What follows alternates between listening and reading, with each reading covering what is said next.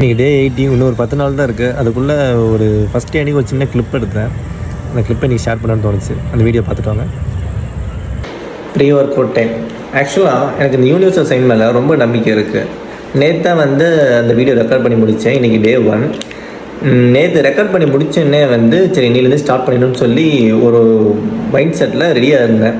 கரெக்டாக நேற்று ஈவினிங்காக எங்கள் ஜிம் மாஸ்டரை பார்த்தேன். பல மாதமாக பார்க்காத மாஸ்டரை நேற்று ஈவினிங் கோஇன்சிடென்ஸாக பார்த்து, தம்பி எப்போ வர ஜிம்முக்குன்னு சொல்லி கேட்டார். மாஸ்டர் நான் அவ்வளோதான் மாஸ்டர் ஸ்டார்ட் பண்ணலான்னு இருக்கேன் அப்படின்னா, சரி நாளைக்கு வாப்பான்னு சொல்லிட்டாரு. அண்ட் தென் இன்றைக்கி காலையில் எப்படியாச்சும் 3:30-4 மணிக்கு எந்திரிச்சிடணும் அப்படின்னு ஒரு பிளானில் இருந்தேன். கரெக்டாக 3:30க்கு எந்திரிச்சிட்டேன். ரெகுலராக 3:30க்கெலாம் எந்திரிக்க மாட்டேன். ஏன்னா நைட்டு நேற்று 11 மணி ஆச்சு படுக்கிறதுக்கு. இன்றைக்கி 3:30க்கெலாம் எந்திரிச்சிட்டேன். ஒரே ஆச்சரியம்.